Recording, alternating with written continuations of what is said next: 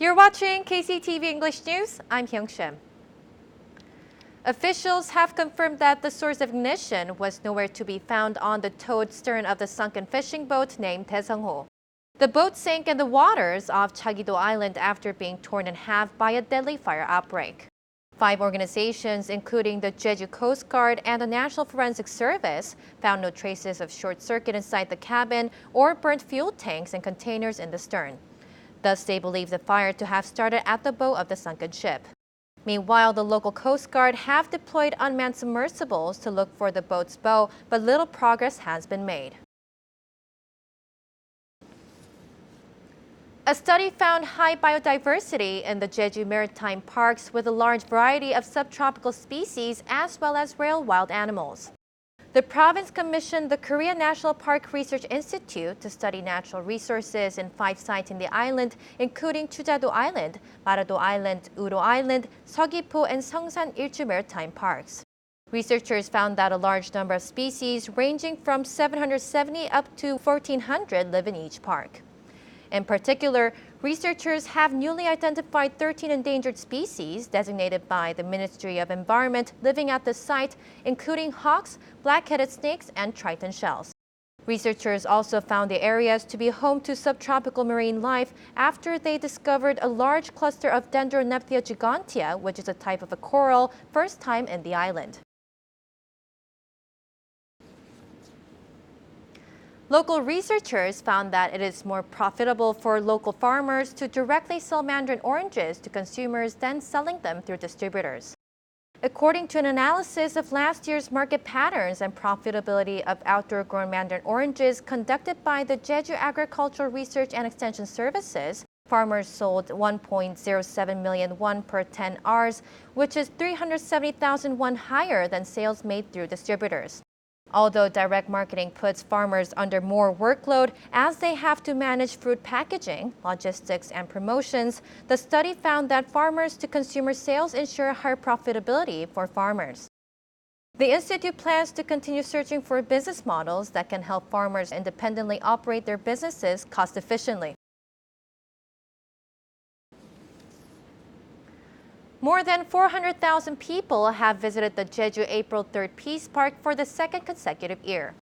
The April 3rd Peace Foundation said that it counted a total of 412,000 visitors from the beginning of this year through this Wednesday. The number of local visitor groups has dropped by 48% to 18,000 people. However, those visiting from outside of the island increased by 10% to 180,000 people. The foundation analyzed that last year's 70th anniversary event raised nationwide awareness about the incident. Seoul decided to ease the criteria for individuals and families to qualify for basic living subsidies from next year. The maximum monthly income for a family of 4 to qualify next year is 4.74 million won, which is 135,000 won higher than that of this year. Officials also increased the amount of assets beneficiaries can possess by 8 million won to 42 million won. In addition, the ceiling for residential property value has been raised to 90 million won from 68 million won. It's time again for Film Focus. Here's Mike Lehman with a couple of new movies available now on KCTV's VOD service. This week, we turn to the stars and deep into terror and the horrors of sleep. Nearly 40 years after the release of The Shining, it's time to take a dive back into that world with Dr. Sleep, starring Ewan McGregor. But should you be looking for something not terrifying and a little more big picture and dramatic, then Brad Pitt in Ad Astra will likely do it for you. So cue the memories. Welcome to another edition of Film Focus. I'm Mike Lehman.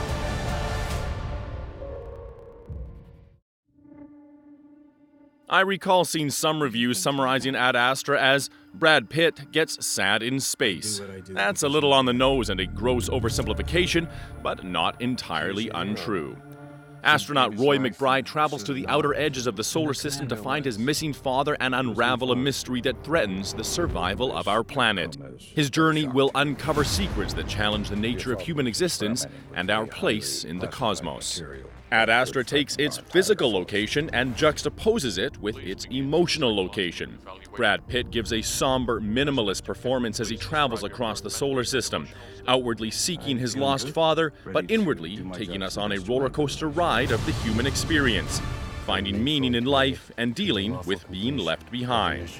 It's a movie that can just be watched, but those who go into it ready to explore, understand, and contrast with their own lives will ultimately end up with the most satisfying viewing experience.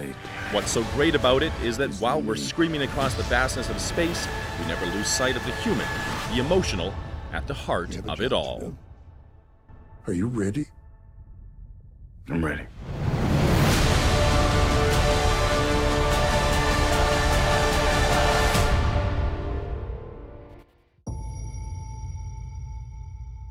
As a sequel, Dr. Sleep is the continuation of Danny Torrance's story 40 years after the events of The Shining. Still scarred by the trauma he endured as a child at the Overlook, Dan Torrance has fought to find some semblance of peace. But that peace is shattered when he encounters Abra, a courageous teenager with her own powerful extrasensory gift known as the Shine. Recognizing that Dan shares her power, Abra has sought him out, desperate for his help against the merciless Rose the Hat and her followers, the True Knot, who feed off the shine of innocence in their quest for immortality. Now, as Dan and Abra engage in a brutal life-or-death battle with Rose, Abra's fearless embrace of her shine compels Dan to call upon his own powers and reawaken the ghosts of his past. It's not perfect, and it never manages to find its own road separate of The Shining, but it does an admirable job nonetheless, and is highly recommended for the thriller crowd. Then I will find you, and you will scream for years. Come and play with us forever and ever.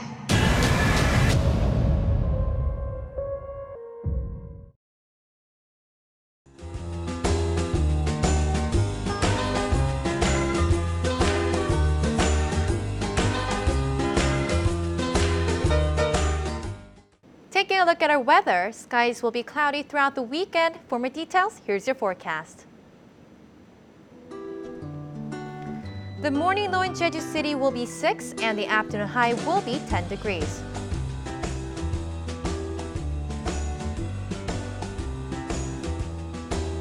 Down south in Seogwipo, we expect a low at 4 in the morning and a high at 11 in the afternoon.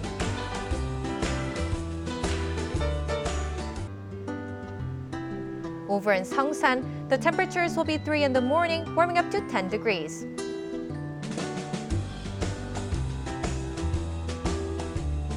Across the island in Gosan, we expect a low of 5 and a high of 10 degrees.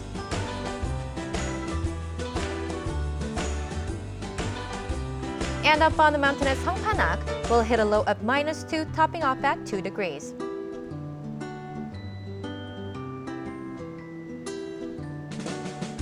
Out on the water, winds will be out of the northwest and north at a speed of 7 to 12 meters per second, with seas between 1 and 2 meters.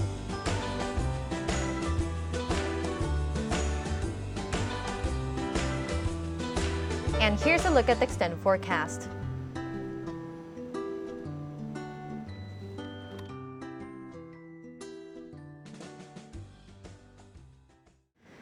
That's it for today's KCTV English News. Please follow us on YouTube at KCTV E-News Jeju and on KCTV's VOD service. Have a pleasant evening.